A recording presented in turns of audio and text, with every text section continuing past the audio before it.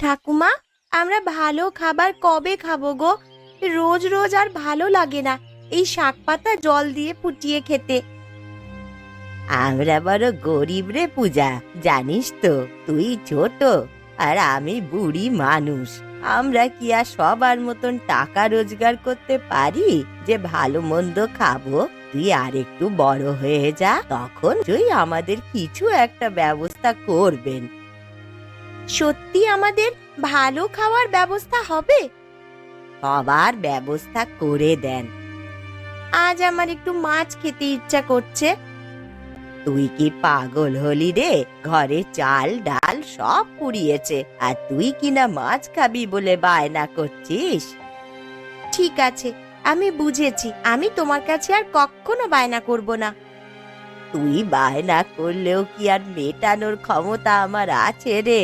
যদি আমার সেই ক্ষমতা থাকতো তাহলে কি আর তোকে আমি এই রকম হাত পেটা খাইয়ে রেখে দিতাম? আকাশের অবস্থাও ভালো নয় ঠাকুমা। আমাদের যা ঘরের অবস্থা, তাতে বৃষ্টি হলে আমরা বাঁচবো কি করে কে জানে। দেখো, একদিন আমাদের ভালো দিন আসবে, আমাদের সব দুঃখ দূর হয়ে যাবে। তোর কথাই যেন সত্যি হয় রে মা। তুমি স্বামী হয়েছো কি করতে জানি না, কোন দায়িত্বটা পালন করেছো তুমি স্বামী হওয়ার? কেন, রোজ দুবেলা যে তোমাকে পেট ভরে খাওয়াচ্ছে সেটাই বড় কথা নয়? না, সেটাই বড় কথা নয়। শুধু খেতে দিলেই হয় না, মন ভরে খেতে দিতে হয়। আর তোমার এইসব শাক পাতা আর আলু খেয়ে আমার হয় না। আমরা গরিব মানুষ, সেটা তুমি ভুলে গেলে নাকি? কেন, গ্রামে তো আরো গরিব মানুষ আছে। তোমার মতন ভিখিরির জাত কজন আছে শুনি? কি চাও তুমি আমার থেকে? তোমার মতন একটা মেনিমুখ মিনসের কাছ থেকে আর কি চাওয়ার আছে আমার? শুধু বলে দিচ্ছি, এইভাবে আমি আর বাঁচতে পারবো না। যেভাবে পারো ভালো কাজবাজ করো। সে লোকের ঘরে চুরি ছিনতাই করো কি কি করো, আমার জানার কোনো দরকার নেই। শুধু আমার ভালো থাকা আর খাওয়া চাই। তুমি একটু বুঝে দেখো আমি কোথায় থাকি, আমি কি করব?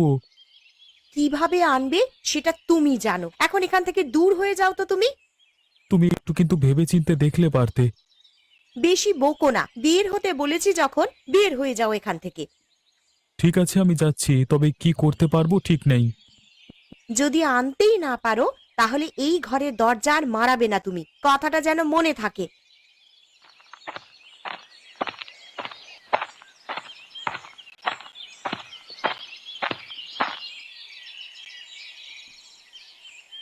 কি গো, বেরোচ্ছ নাকি? হ্যাঁ গো, বেরোচ্ছি। আকাশের অবস্থা তো ভালো বুঝছি না। কালকে পরশু করে যদি বৃষ্টি এসে যায় মুশকিল হয়ে যাবে। তার আগে জমিটা একটু ঠিকঠাক করে রাখা দরকার। তাড়াতাড়ি চলে আসবে কিন্তু আজকে, আর আসার সময় একটু বাজার করে আনবে গো। কেন আজকে হঠাৎ বাজারের কথা বলছো কেন? দেখো, আজকাল তো আমাদের ভগবানের কৃপায় ভালোই সংসার চলছে, ওই একটু ভালো মন্দ খেতে ইচ্ছা করছিল। ঠিক আছে, একটু মাঠ থেকে তাড়াতাড়ি আসবার চেষ্টা করব। আসবার সময় যদি বাজারের মাছ থাকে তাহলে নিয়ে আসবো। ঠিক আছে, আমি তাহলে ভাত রান্না করে অপেক্ষা করে থাকবো, তুমি তাড়াতাড়ি আসবে কিন্তু। হ্যাঁ, আমি তাহলে তাড়াতাড়ি আসবো। বাজার হাট করে নিয়ে আসবো, কেমন? সে আর বলতে, তবে একটা কথা বলি তোমাকে, সংসার ভালো চললে সত্যি মন ভালো লাগে গো। সেটা তোমাকে দেখেই আমি বুঝতে পারি। ঠিক আছে, তুমি এখন তাড়াতাড়ি যাও, আর বেশি দেরি করো না। ঠিক আছে, আমি তাহলে আসি, কেমন?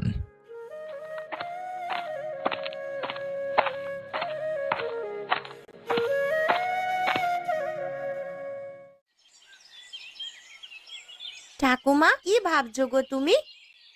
ভাবছি, এইভাবে চললে আমাদেরকে এবার থেকে যে উপোস করে থাকতে হবে, জল খাওয়া ছাড়া আর কোনো উপায় থাকবে না আমাদের।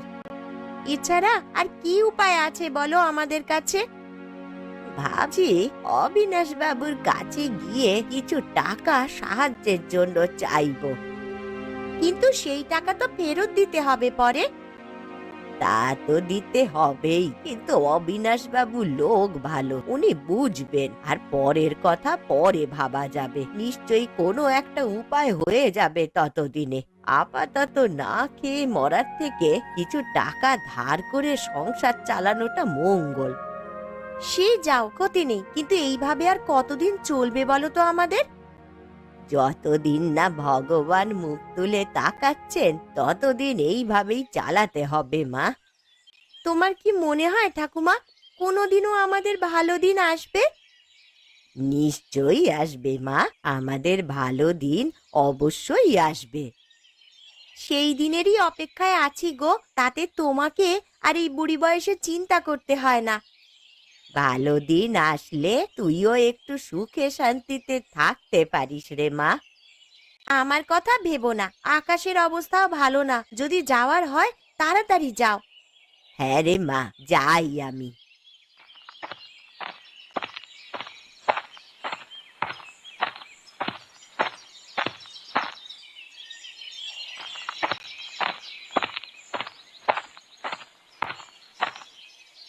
আরে বুড়ি, এই ভর দুপুর বেলায় এত হন্তদন্ত হয়ে কোথায় যাচ্ছ? তুমি আর কি বুঝবে বলো, গরিব মানুষের জ্বালা যদি বুঝতে। আরে যাচ্ছ কোথায় বলবে তো, যদি না বলো বুঝবো কি করে? যাচ্ছি কিছু টাকার জোগাড় করতে, ঘরে সংসার চালানোর টাকা নেই, আমাকে আর নাতনিটাকে উপবাস করতে হবে এরপর থেকে। হে, তা ভিকিরির মতো কোথায় যাওয়া হচ্ছে শুনি টাকা চাইতে? এই যাদের চেয়ে খাওয়া কপাল তারা তো চেয়েই বেড়াবে। দেখো ভাই, আমি গরিব মানুষ, তাই তুমি অপমান করতেই পারো, কিন্তু না চাওয়া ছাড়া যদি আমার কোনো গতি থাকতো তাহলে চাইতে যেতাম না। যাচ্ছি অবিনাশ বাবুর কাছে কিছু টাকা সাহায্য চাওয়ার জন্য। এই যাও তো, ভাগো এখান থেকে। ভিকিরির মতো টাকা চাইতে লজ্জা করে না তোমার? যত সব অকর্মা ভিকিরির জাত গ্রামে এসে জুটেছে, এদের জ্বালাতেই আর ভদ্রলোকেরা রাস্তাঘাটে চলতে পারবে না মাথা উঁচু করে। এই শোনো, তোমাকে একটা কথা বলি বুড়ি, অবিনাশবাবু তাদেরকে সাহায্য করেন যাদেরকে উনি পছন্দ করেন। এই তোমার মতো একটা বুড়িকে কেউ সাহায্য করবে না, বুঝলে? ভালো বলছি, চলে যাও, না হলে ভয়ানক অপমানিত হবে। এসব তুমি কি বলছো খগেন? আমি তো জানতাম তিনি খুব ভালো মানুষ। থাক, আর তোমাকে জানতে হবে না বেশি। তার কাছে যদি টাকা চাইতে যাও, দেখবে এমন অপমান করেছে যে এসে তোমার গলায় দড়ি দিতে ইচ্ছে করছে। তুমি এগুলো ঠিক কথা বলছো তো? তোমার কি মনে হয় ভুল কথা বলছি আমি? লজ্জা শরম যদি বেঁচে থাকে তাহলে যাও, ঘরে যাও। ঘরে গিয়ে না খেতে পেয়ে মরো, সেও ভালো। আর আমি তোমাকে যেতে দেবো না, যাও, আগে দূর হও। ঠিক আছে, ফিরে যাচ্ছি আমি।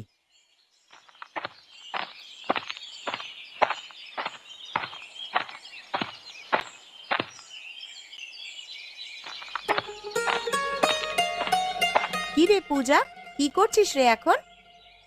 নীলিমা কাকিমা, It's all about creating stories of the game of football. Exceptional fan experiences. এসো না, থাক রে, আমি বসতে আসিনি। বলি তোর বুড়ি ঠাকুরমা কোথায় গেছে রে? তা তো ঠিক জানি না, তবে বলে গেল কিছু টাকার জোগাড় করতে যাচ্ছি। আসলে আমাদের সংসার চালানোর টাকা নেই তো। হ্যাঁ সত্যি বাবা, তোরা বড্ড গরিব। এইরকম গরিব লোক আমি দেখিনি এর আগে। এখনকার দিনে এইরকম মানুষও আছে যারা ঘরে না খেতে পেয়ে লোকের কাছে টাকা ধার করতে যায়। তোদের তো দেখছি বাবা অভাব যেন ঘোচেই না। আমরা গরিব, তার জন্য আর আমরা কি করতে পারি বলো? খেটে খেতে হয়, বুঝলি তো? আমাদের খাটার মতন তো কেউ নেই। আমি খুব ছোট আর ঠাকুমা খুব বুড়ি।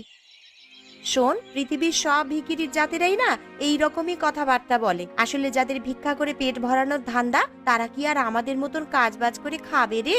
তোদের মতন এর ওর দরজায় গিয়ে হাত পেতে যা পাবে তাতেই পেট চালাবে। আসলে তোদের মতন লোকের লজ্জা শরম বলে কিচ্ছু নেই। ছোট লোকের জাত কিনা তোরা? এমন করে আমাকে অপমান করছো কেন গো তুমি? আমার কি কষ্ট হয় না? তোদের মতন মেয়েদের কষ্ট থাকতে নেই রে। তোদের ভবিষ্যৎ আমার জানা আছে। কদিন পরেই শুরু করবি ছোট জাতের কাজ কারবার। এমন করছিস যেন ধোয়া তুলসী পাতা। যত সব ছোট লোকের নাটক। যাই, আমার ঘরে অনেক কাজ আছে। তোরা নাতনি ঠাকুমা মিলে বরং নতুন নতুন বুদ্ধি বার কর, কি করে লোকের মন ভুলিয়ে টাকা রোজগার করতে পারিস।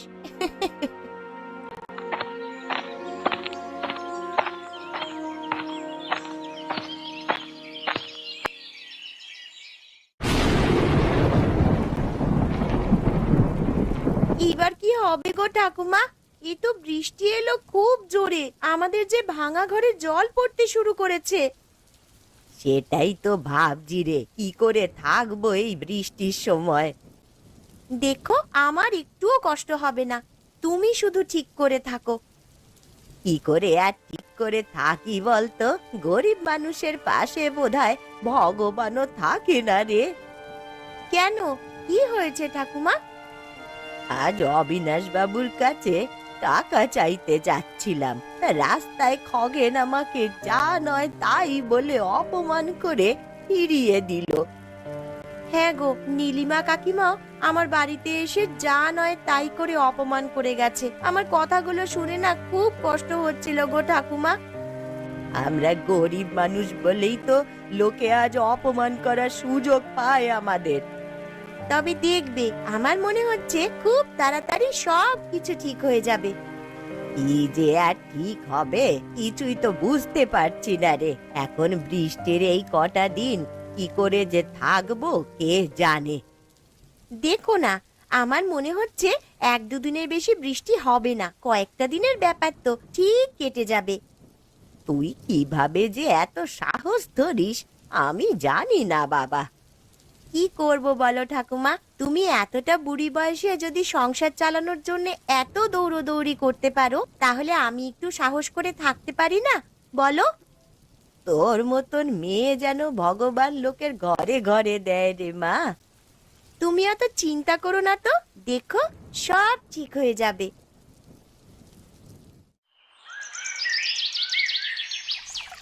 পূজা, ও পূজা, তাড়াতাড়ি করে বাইরে এসে দেখ রে। কি হয়েছে গো ঠাকুমা? ওরে দেখ রে দেখ পূজা, উঠানে কত চিংড়ি মাছ ভেসে এসেছে বৃষ্টিতে। ও মা, হ্যাঁ তাই তো, কত চিংড়ি মাছ গো ঠাকুমা! একসাথে এত চিংড়ি মাছ আমি এর আগে আর কখনো দেখিনি। তুই অনেক দিন ধরেই মাছ খাবি বলছিলিস না মা, এবারে তোকে আমি চিংড়ি মাছ ভাপা করে দেব, দেখবি চিংড়ি মাছ ভাপা খুব ভালো লাগে। সেই তো চিংড়ি মাছ খাবই, কিন্তু আমার একটা বুদ্ধি আছে ঠাকুমা, সেই বুদ্ধিটা যদি কাজে লেগে যায় তাহলে কিন্তু আমাদের সব দুঃখ দূর হয়ে যাবে। কি বুদ্ধি রে? এই চিংড়ি মাছগুলোকে ধরে নিয়ে গিয়ে আমরা বাজারে বিক্রি করব, তাহলে আর আমাদের কারোর কাছ থেকে টাকা চাইতে হবে না। হ্যাঁ, এইটা তো তুই একদমই ঠিক বলেছিস রে। যাদের কেউ সাহায্য করে না তাদের ঠিকই ভগবান সাহায্য করেন, দেখিস তো। আমি বলেছিলাম না আমাদের সব কিছু ঠিক হয়ে যাবে?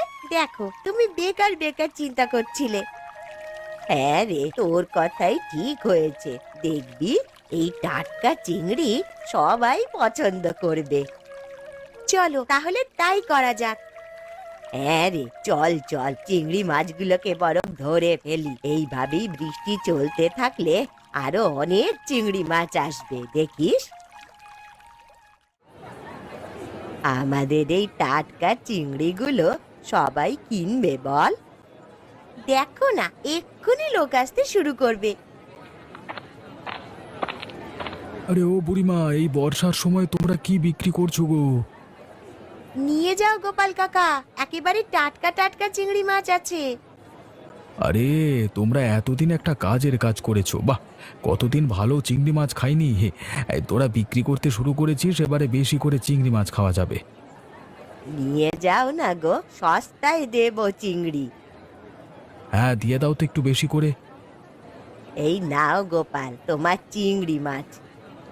এই নাও, টাকাটা ধরো। আর সত্যি বলছি, তোমরা যে নিজের চেষ্টায় একটা কিছু করছো, এতে আমার সত্যি খুব ভালো লাগছে। তোমরা আরো এগিয়ে যাও, আরো ভালো করে ব্যবসা করো, এটাই আমি চাই। তোমাদের মতন ভালো মানুষেরা পাশে থাকলে তবেই হবে। তুমি ভেবো না বুড়িমা, আমি তোমাদের থেকে এবারে জিনিসপত্র নিয়ে যাব। তোমাদের ব্যবহারও আমার খুব ভালো লেগেছে।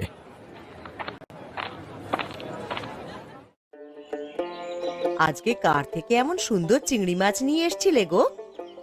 ভেবে বলো দেখি কার থেকে নিয়ে এসেছিলাম। আরে সেটাই তো ভেবে পাচ্ছি না। জানো, বাজারে আজকাল নতুন দোকান দিচ্ছে আমাদের বুড়িমার ওই ছোট নাতনি পূজা। কি বল বলছো গো? ওরা দোকান দিয়েছে? হ্যাঁ, ওদের থেকেই তো নিয়ে এলাম। খুব ভালো করেছে গো, আমার শুনে খুব আনন্দ হয়েছে। এবার মনে হয় ওদের অভাবটা দূর হবে। এতদিনে একটা ভালো কাজ করেছে ওরা। এতদিন লোকের কাছে শুধু লাথি ঝাঁটা খেয়ে এসেছে ওরা। গরিব বলে গ্রামের কেউ ওদের সম্মান করতো না। সবাই অপমান করেছে এতদিন ওদের। আমিও সেটাই বলছি, লোকের কাছে হাত পেতে দিন চালানো যে কত কষ্টের, সেটা একমাত্র ওরাই বোঝে। তবে কি বলতো, যারা হিংসা করে তারা একদিন ঠিকই নিজের ভুলটা বুঝতে পারবে। সে বুঝতে পারুক আর না পারুক, তবে ওরা যেটা করেছে সেটা সৎ পথে মাথা উঁচু করে চলার জন্য আদর্শ। আমিও চাই ওদের উন্নতি হোক খুব। এবার থেকে তুমি ওদের থেকেই মাছ নিয়ে আসবে, কেমন? আমিও সেটাই বলে এসেছি ওদের। সেই জন্যই বলছি, দেখবে গরিব মানুষের সাহায্য করলে ভগবানও খুশি হবেন।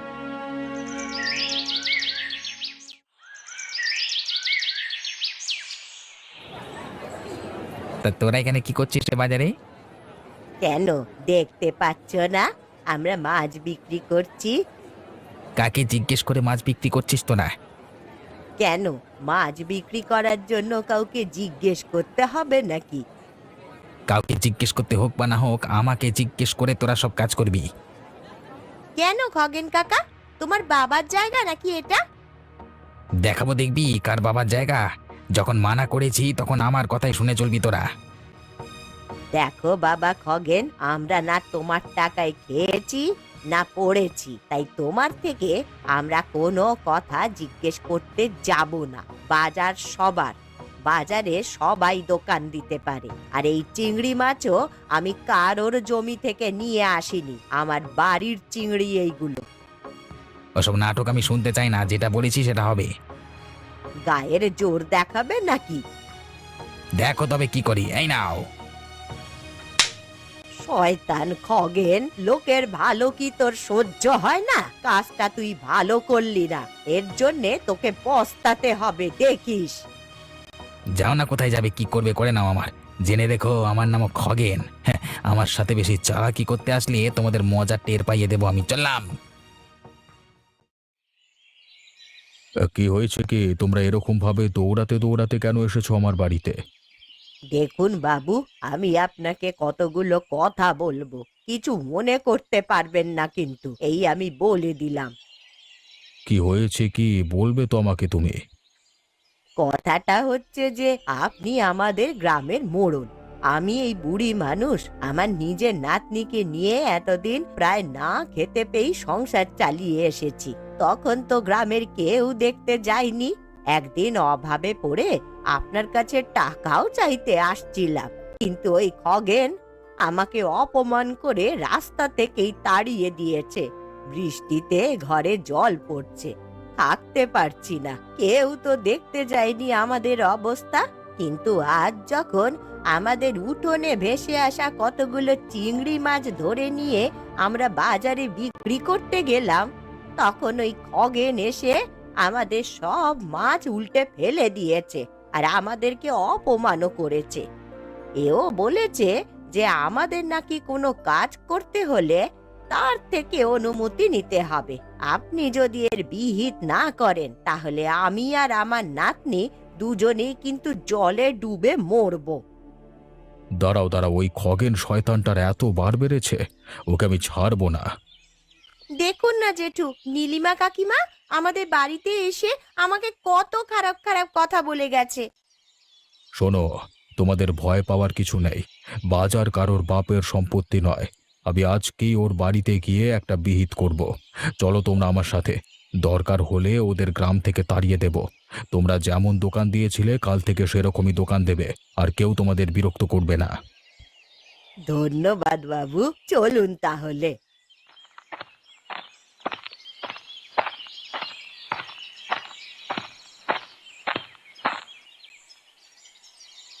এই খগেনের বাচ্চা, বাইরে বের হ।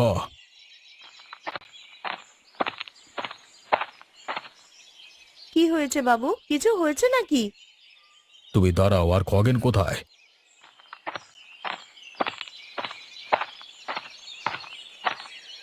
এই তো বাবু, কিছু হয়েছে নাকি? শোন খগেন, একটা কথা তোকে বলে সাবধান করে দিচ্ছি। এই বুড়ি আর পূজাকে যদি তোরা আর বিরক্ত করিস, তাহলে তোদের আমি মারতে মারতে গ্রাম থেকে বের করে দেব। কি যাস, এক্ষুনি লোক ডেকে তোদেরকে মারি, তাড়িয়ে দিই তোদের গ্রাম থেকে? লজ্জা করে না তোদের? একটা গরিব মানুষের জিনিসপত্র রাস্তায় ফেলে দিতে, তারা গরিব বলে তাদেরকে অপমান করে আসতে লজ্জা করে না? তোমরা মানুষ নাকি শয়তান? দেখো, এক্ষুনি ভালোই ভালোই ক্ষমা চাও, নাহলে গ্রামের লোকজন ডেকে আমি তোমাদের গ্রাম থেকে বের করে দেব। না না বাবু, এমনটা করবেন না। আমি ক্ষমা চাইছি। আমার সেদিন পূজাকে অপমান করা উচিত হয়নি। ভুল হয়েছে আমার। পূজা, আমাকে তুই ক্ষমা করে দে বোন। বাবু, আপনি আপনি মা বাপ আমাদের, আপনার পায়ে ধরছি আমি। বুড়িমা, ক্ষমা করে দাও না আমাকে। আমি সত্যি বলছি, তোমার মতো অত টাকার চিংড়ি আমি ক্ষতি করে ফেলেছি, সেই টাকা আমি তোমাকে এক্ষুনি দিয়ে দিচ্ছি। আসলে আমি কি নিজে কাজ করি না, ওদের থেকে মানে হিংসে হচ্ছিল তাই, আর সেটা করি, আমি ভুল করেছি, ক্ষমা করে দাও না বুড়িমা। ঠিক আছে বাবু, এইবারের মতো ক্ষমা করে দিন। হ্যাঁ অবিনাশ জেঠু, আমি বইতে পড়েছি সবাইকে একবার ক্ষমা করে দেওয়া দরকার। আপনি ওদেরকে ক্ষমা করে দিন। ঠিক আছে, ওরা বলছে বলি আমি ক্ষমা করে দিচ্ছি। এই মুহূর্তে তোমরা ক্ষতিপূরণ দাও, আর কোনোদিন ওকে বিরক্ত করবে না। না না, আর আমি কোনো দিনও বিরক্ত করব না। আমি কোনো দিন আর বিরক্ত করব না।